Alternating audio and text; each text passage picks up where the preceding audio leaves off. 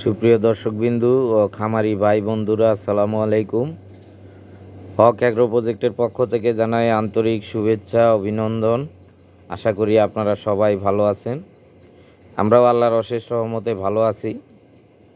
তবে আমাদের এই একটা পাঠা হঠাৎ খাওয়া বন্ধ করে দিল। মানে 2 দিন 3 দিন মানে খাবার না খাওয়ার কারণে আমরা এই পাঠাটাকে জবাই করে দিলাম। আসলে গারলের একটা বিষয় হলো যে এই হঠাৎ খাবার বন্ধ করে দেওয়া, তারপর হলো কী কারণে খাওয়া বন্ধ করে দেয়, সেই বিষয়গুলো নিয়েই আজকের টপিকটা থাকছে। আর কিছু মূল্যবান তথ্য থাকবে এই বিষয়ে। সেই সাথে বলে নিচ্ছি, যারা আমাদের ভিডিওটা দেখা শুরু করেছেন একটা লাইক দিবেন, আপনার সুন্দর একটা মন্তব্য করবেন, কমেন্ট করবেন, যে যাতে আমরা আপনাদের মন্তব্যের উপরে ভিত্তি করে আবার নতুন করে একটা টপিক তৈরি করতে পারি। তো যে বিষয়টা নিয়ে টপিক তৈরি করতে পারি মন্তব্যটা করবেন। আর যারা আমাদের চ্যানেলে নতুন, অবশ্যই সাবস্ক্রাইব করবেন।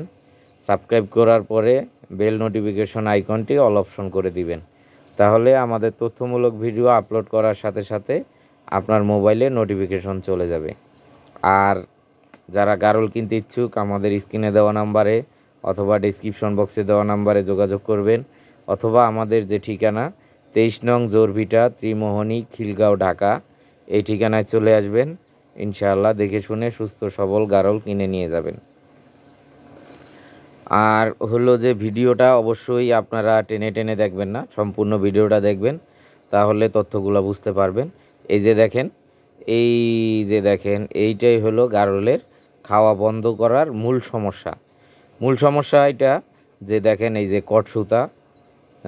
কটসুতা খাওয়ার কারণে এই কটসুতার উপরে আবার ওই খাবারের, এটা কিন্তু একদিনে হয়নি, অনেক দিন আগেই কটসুতা খাইছে। খাওয়ার পরে পেটের ভিতরে তার খাবারের সাথে যে আয়রনগুলো যায়, সেই আয়রনগুলো এটার সাথে জমতে জমতে জমতে জমতে এটা কটসুতা থেকে এটা গুনাতে তৈরি হয়েছে।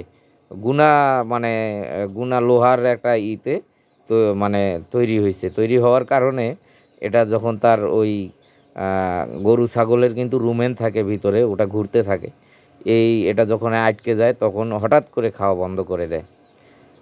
তো এই বিষয়টা আসলে আপনারও বলার কিছু নাই, আমারও বলার কিছু নাই। তবে আমাদের এখানকার যে ভেটেরিনারি সার্জন, ওনার সাথে আমি আলাপ করছি, বলার সাথে যেটুকু আমি বুঝলাম, উনি বলতেছে যে গারল এবং মহিষ এই দুইটা প্রাণীর রোগ প্রতিরোধ ক্ষমতা খুবই বেশি। তো যখন এই গারল অথবা মহিষ আপনার খাওয়াটাও বন্ধ করে দিবে, পড়ে যাবে, আর উঠতে পারতেছে না, তখন কিন্তু ওই গারলটাকে বাঁচানো কঠিন। ওটার যদি খুব অতিরিক্ত অসুখ না হয় তাহলে সে কখনোই শুয়ে পড়বে না, আর শুয়ে পড়লেই তাকে আর মানে বাঁচানোটা কঠিন হয়ে যায়। তো অবশ্যই আপনার গারলের প্রতি খেয়াল রাখবেন যেন গারল এগুলা না খায়। আর হলো যে গারল হঠাৎ খাওয়া বন্ধ করে দিলে কিন্তু বুঝতে পারবেন যে আপনার গারলের মানে এরকম ইন্টারনাল কিছু প্রবলেম, যেমন প্লাস্টিক খায়, তারপর আপনার এই কটসুতা খায়, এগুলার এইরকম না হলে গারলের রোগ প্রতিরোধ ক্ষমতা অনেক বেশি। আরেকটা জিনিস হলো, আমার ঢাকায় কিন্তু এটার মাংসের চাহিদা প্রচুর। মানে জবাই করার আগেই আমার এইখানে আপনার এগুলার অর্ডার থাকে। আমি 1200 টাকা কেজি বিক্রি করি। তো আমার যে অর্ডারগুলো হয় তাতে আমি সেই মাংস দিতে পারি না। তো এই গারলটার আমাদের লাইভ বডি ওয়েট ছিল প্রায় 42 কেজির মতো।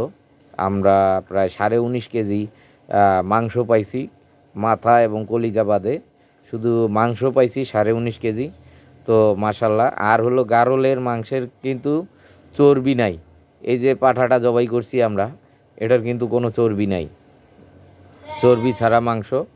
তো এটা মানে স্বাস্থ্যের জন্য উপকারী মাংস। আর গারলের চামড়া আপনার চর্বি কিন্তু সাদা চর্বি, হলুদ চর্বি না, এটা উপকারী চর্বি। তো অবশ্যই খেয়াল রাখবেন। এই যে দেখেন, প্রথমে সে খাইছে সুতা, হয়তো কোনো খাবারের সাথে সুতা তার পেটে গেছে, তারপরে আপনার এখানে ওর পেটের ভিতরে আপনার এই সমস্যাগুলা, মনে করেন এই যে আয়রন জমে জমে লোহার মতো হয়ে গেছে। তা লোহার মতো যখন হয়ে গেছে, তখন এই রুমেন ওর পেটের ভিতরে ঘুরতে থাকে। এই রুমেনে ও বাধাগ্রস্ত করে, তখন তার পেটে পর্যাপ্ত পরিমাণ ব্যথা হয়। ব্যথা হওয়ার কারণে আর খাবার খাওয়া মানে অসহ্য তৈরি হয়, তখন খাওয়া দাওয়া বন্ধ করে দেয়। বন্ধ করে দিলে তখন কিন্তু ওই গারলকে আর মানে বাঁচানো অসম্ভব হয়ে যায়। আরেকটা জিনিস আছে যে এটার একটা অ্যানাটমি আছে, একটা অপারেশন আছে, কিন্তু আমি ওই সার্জেনের সাথে কথা বলে দেখছি, উনি বলছে যে দেখেন এখানে আপনার প্রায় 10-12 হাজার টাকার মতো খরচ হবে।